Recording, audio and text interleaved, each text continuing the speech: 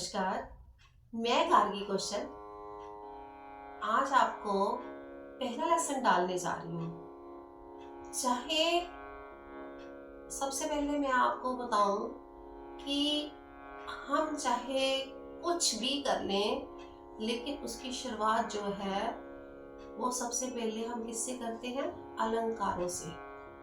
संगीत में अलंकारों का बहुत महत्व है। अलंकारों को करने से पहले भी हमें इस चीज को जान लेना चाहिए, संगीत में लय का क्या महत्व है। सबसे बड़ी बात मैं आपको एक बात बता दूं कि जैसे कि हमने बात करी अलंकारों की, तो अलंकार क्या चीज है? अलंकार जैसे सारे गामा पाधा नीसा सा नी धा पा मा गा रे सा, तो सा से रे से गा, सा रे। तो इस तरीके से जैसे हमने गाया, इसकी लय को बराबर बना के रखना। सा रे एक दो एक दो, इसके बीच की जो दूरी है उसको हम लय कहते हैं। लय को कैसे नापते हम? सबसे बड़ी बात, सबसे मेन रोल जो होता है इसमें तबले का होता है लय को मापने का। लय को कैसे देखेंगे हम? सा रे गा मा पा धा नी सा, सा नी धा पा मा गा रे सा। सा से रे, एक से दो, दो से तीन, तीन से चार। ये आपने देखा ना मैंने किस तरीके से मैंने बोला है अभी। इसको लय कहते हैं, एक लय में चलना, उसको कहते हैं लय। तो सबसे पहले तो मैं आपका बहुत बहुत स्वागत करती हूँ अपने पहले लेसन में, संगीत पे। आज से हम पहला वीडियो जो है वो अपना गाना स्टार्ट करेंगे। तो लय का सबसे पहले हमें जानना बहुत ज्यादा जरूरी है। संगीत में लय और ताल का बहुत ज्यादा काम है। लय जो है, अगर एक संगीतकार गा रहा है और लय को बराबर बनाने के लिए तबले का इस्तेमाल किया जाता है। जब तक तबला नहीं चलेगा साथ में, तब तक हमें उसकी लय के बारे में पता नहीं चलेगा। तबला जो है वो मेजरमेंट का काम करता है, एक नापने का काम करता है तबला। जब तक ताल में नहीं आ रहा, तब तक इसका मतलब है कि वो कुछ भी हमारा ठीक नहीं है। लय में गाना, सबसे बड़ी बात, लय को समझना बहुत ज्यादा जरूरी है। एक से दो के बीच और दो के बीच का स्थान ही लय है। सबसे पहले तो हमें लय का ही सीखना होता है। लय में सुर, लय और ताल का बहुत महत्व है। अगर लय को समझ लिया तो सुर भी समझ लिया। लय और संगीत को का बहुत इतना ज्यादा महत्व है कि अगर लय ना समझी तो हमें संगीत नहीं आ सकता। ताल भी जो होती है वो एक लय में चल रही होती है।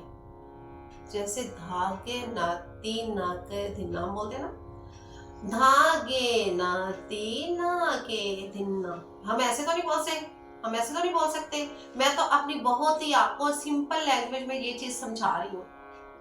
आपको तो एक बार बुक से भी पढ़ के, आप एक बार जब बुक में पढ़ लोगे तो आपको ये सारा क्लियर हो जाएगा, जैसे मैं समझा रही हूँ जिस तरीके से कि लय होती क्या है। हम बोलते हैं धागे नाती नाक धिन्ना, धागे नाती नाक धिन्ना, धागे नाती नाक धिन्ना, धागे नाती नाके धिन्ना। हम इस तरीके से करते हैं, लेकिन हम चलते कैसे चल रहे हैं? हम लय में चल रहे हैं। धागे नाती नाक धिन्ना, धागे नाती नाके धिन्ना। हम इस तरीके से चल रहे हैं। हम ये तो नहीं कह रहे धा गे ना ती, ऐसे ये चीज तो नहीं कर रहे हम एक सिस्टम से बोल रहे हैं ना उसका। धागे नाती नक धिन्ना, धागे नाती नाके धिन्ना। तबला भी एक लय में चल रहा है। आप ये देखो, तबला भी एक लय में चल रहा है। लय का बहुत ज्यादा महत्व है और ताल का उससे भी ज्यादा महत्व है, क्योंकि जितना नापना है वो सारा तबले ने नापना है। ये मैंने अभी आपको कहरवा का परिचय दिया है। सबसे हमारी जो बेसिक तालें हैं वो हमारी है दादरा और कहरवा। कहरवा 8 मात्राओं की ताल, जो ताल जो है 8 मात्राओं की हमारी। जैसे कि हमने पहला अलंकार लिया, हमने पहला अलंकार बोलना है। मैं आपको बोल के बताती हूँ। जैसे हमने बजाया ये वाला सा,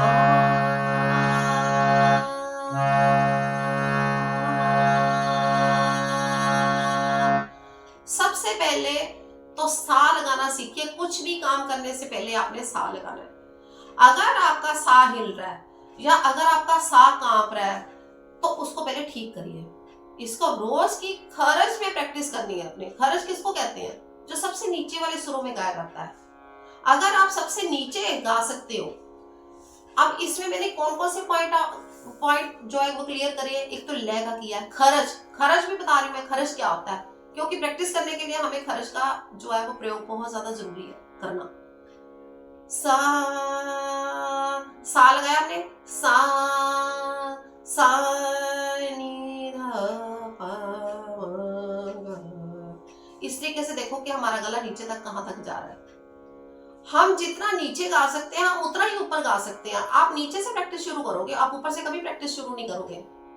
अगर आप नीचे से गा रहे हो ना तो आप ऊपर भी गा सकते हो। नीचे जा रहे हो तो जितना गला नीचे जा रहा है, जितना हम कहते हैं ना, जितना आप डीप जाओगे उतना ही आप आगे जाओगे। इसी तरीके यही लय का मतलब है, यही म्यूजिक का सिस्टम है, यही हमारी आवाज का सिस्टम है। तो इसमें मैंने 2-3 चीजें आपको क्लियर करी। ताल को क्लियर करा, तबले को हमने खरज को क्लियर करा और ताल को क्लियर करा। तो इन चीजों को हमें समझना बहुत ज्यादा जरूरी है।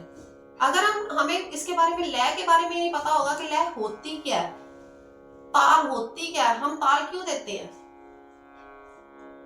अगर हम ये सोचेंगे कि हम तो ताल जो मर्जी बज रहा है कोई फर्क नहीं पड़ रहा, हम जैसे मर्जी गा लें कोई फर्क नहीं पड़ रहा, अगर वो ताल में ही नहीं है तो उसका क्या फायदा। क्योंकि ताल जो है उसने आपको स्पष्ट बता देना कि आप ठीक हो या गलत हो। ताल से ही आप अपनी फिंगर्स की प्रैक्टिस करो।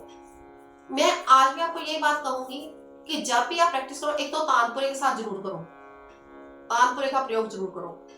दूसरी बात, ठीक है नहीं है तानपुरा, स और प को यूज कर सकते हो आप। नहीं है अपने, सबसे बड़ी बात अपनी पिच देखो कहां पे है। पिच और स्केल में बहुत फर्क है, ये भी चीज देखो मैं आपको बताऊं।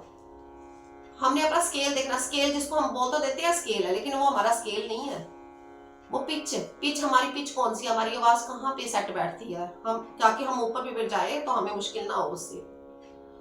तो सबसे पहले क्या है, हमने उसको देखना है कि हमारे तानपुरे के साथ उसके हमने प्रयास करना है, हमने उसका तबले के साथ हमने उसका रियाज करना है।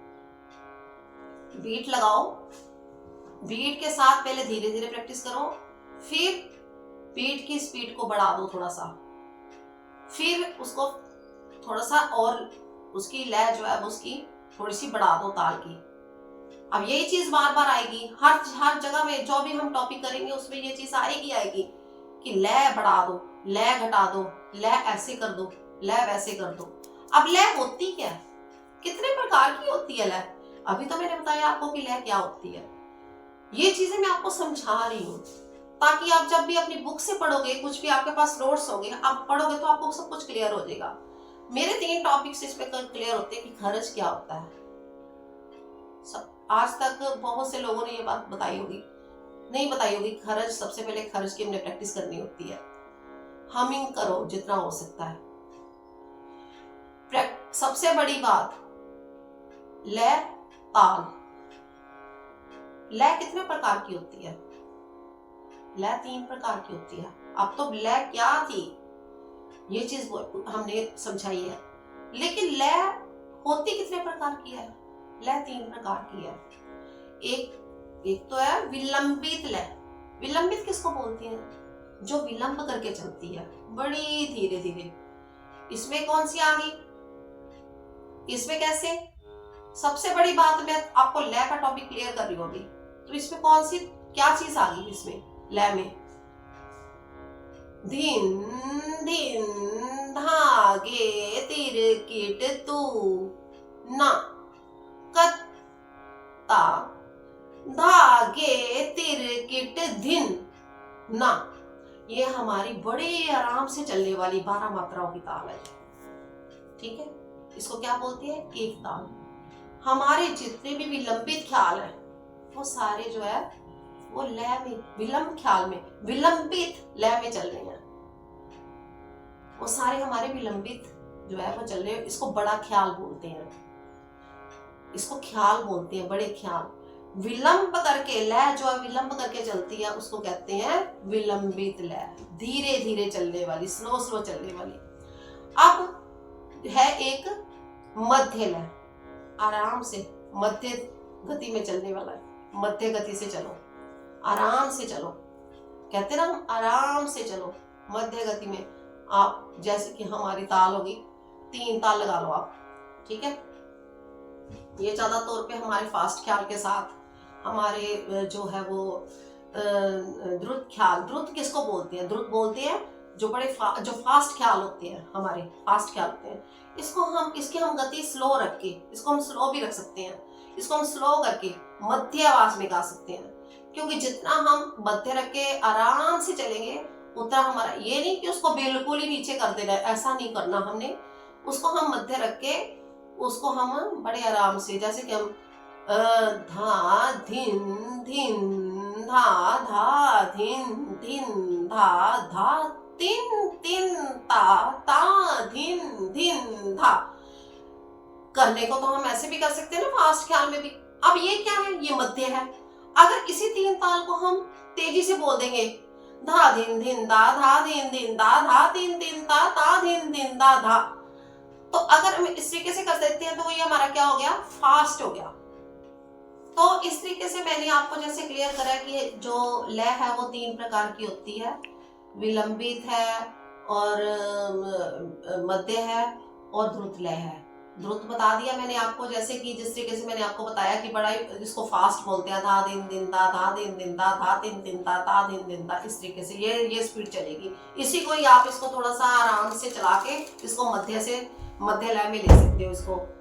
क्योंकि जितना मध्य लोगे उतनी ताने और आलाप लेने जो आपकी ताने लेनी आपको इजी हो जाएगी, जितना मध्य लय में रखोगे। तो इसको हमारे सुर संगम एकेडमी को लाइक करिए, सब्सक्राइब करिए और अपने कमेंट में बताइए कि आपको क्या पूछना है हमसे, कि जितना मैं बताया क्या उतना आपको कैसा लगा।